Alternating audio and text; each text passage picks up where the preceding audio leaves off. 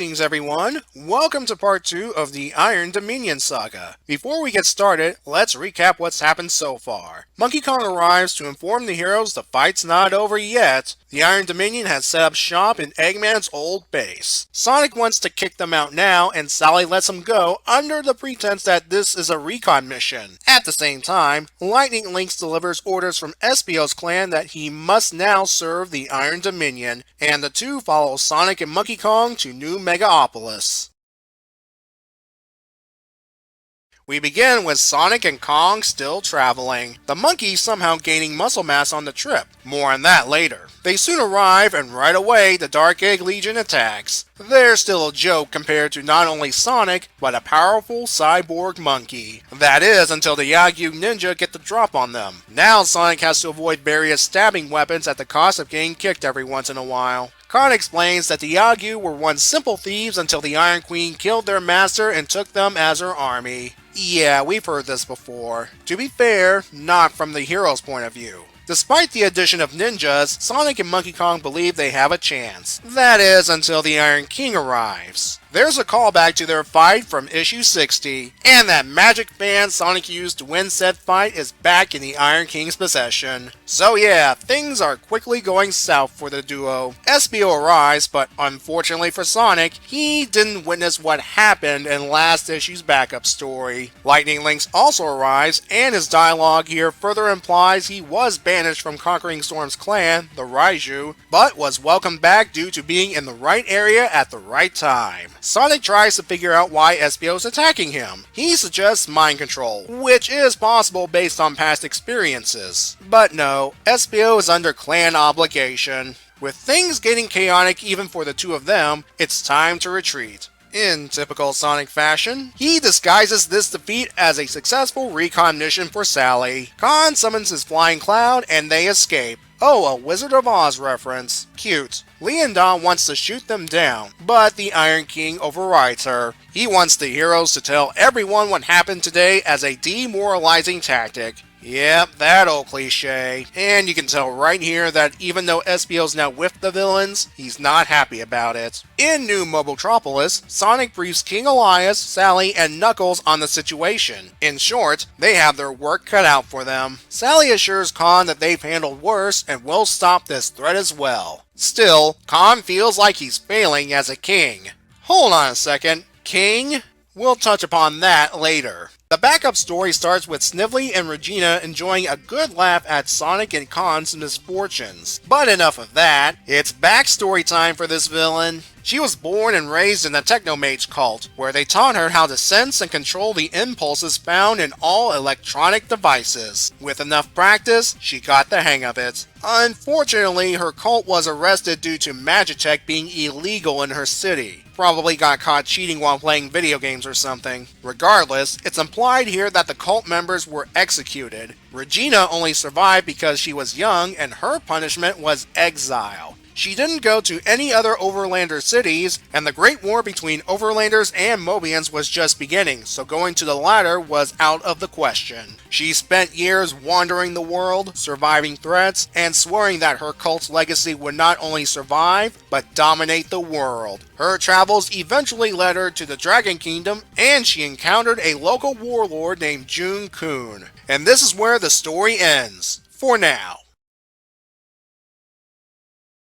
The main story is an action piece as always, but it does illustrate the kind of threats Sonic and his friends are up against in this arc. The reasons these two lost the fight is because A. They're outnumbered. Despite being alleged pushovers, the Legion and the Yagyu do complement one another. If the duo engage one group, the other group will step in and ambush them. B. The Iron King. What is this guy? I assume the armor and mace he wields are of magical origin, otherwise Sonic would have knocked him back no problem. I'm also assuming Sonic's not going all out with the spin dashing and such because these are living beings, not robots. And it might get messy. And C. Sonic getting caught off guard by Espio's betrayal. Related to the first point, trying to get answers out of Espio only resulted in Sonic getting ambushed. As for the villains letting the two go to spread their tale of fear, I said earlier it's a cliche, especially in fiction. A lot of times when villains let the heroes go, it will eventually come back to bite them later. It's only a matter of time. The ending back at New Mobotropolis. First, there's Sally trying to comfort Khan. It looks like it's building to something. I'm going to keep an eye on this. And second, there's some callback, with Khan revealing his first name Ken to Sally. Said name was revealed back in issue 86. And there's that Monkey King prophecy introduced in issue 60. Seems he's trying to embrace it, but he's not doing a good job. You have no doubt noticed the art's different. I speculate that with Tracy Yardley more or less occupied with Sonic Universe at the time, someone else had to step in. That someone is our old friend Steven Butler. For those who don't know, he's done art for the comic in the past, and I thought it was good, but now he really likes to add muscles to non-Sega characters. It's a bit jarring when the comic is trying to maintain that cartoonish groundwork that Tracy started. Admittedly, I did like the intimidating look of the Iron King. The first story gets a 7. Like the last issue, it's more setup, with the heroes being let in on information we the reader already know, i.e. Espio's betrayal, Lightning Link's rejoining his clan, and the Iron Queen killing the Yagyu Master and taking the clan as her own. Speaking of Queenie, this brings us to her origin in the backup story. This power that she has is actually a unique trait for her. The comics had examples of elemental magic and Chaos Emerald magic,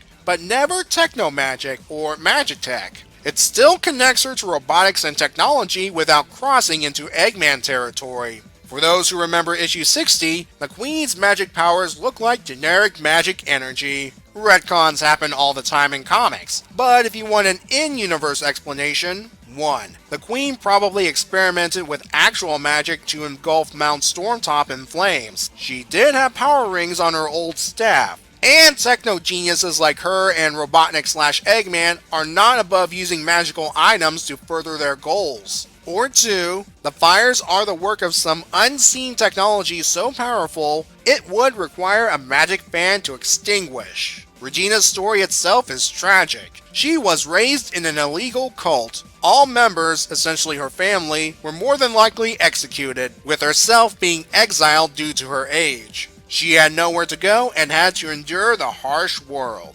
Hey, anyone who could handle all of that and emerge stronger gets my respect. But imagine if her cult didn't get caught or she found relative safe haven early in her exile. She wouldn't have become the revenge-seeking techno-mage she is today. Just goes to show that environment can shape one's behavior. Notice that her current outfit is a modified version of her old cult outfit. I think the implication is, while she may be ruler of an empire now, she'll never forget her origins. Speaking of empire, we see 5 flags in her room. The 4 lower ones represent the clans, which are from left to right, the Yagyu, as represented by the Moon and Diamond, aka the Rich Knights. The Raiju, with the Storm Cloud and Lightning Dagger, conquering Storm. The Web one, which we'll find out more later. And the Shinobi Clan, with the eyeball and infinity symbol inside, needing constant vigil. The middle flag is supposed to represent the Iron Dominion and the Bride of the Four Houses, aka the Iron Queen.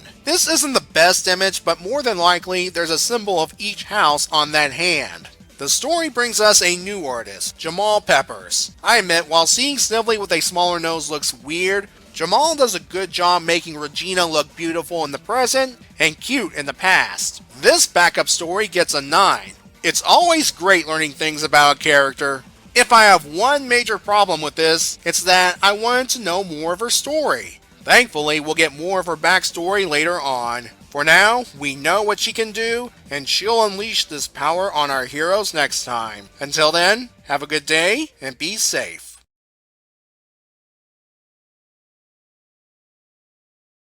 Ah, the word huggard. You might think it's a lettering error and it's supposed to be hungered, but no, it's probably some Dragon Kingdom term for the word want or something.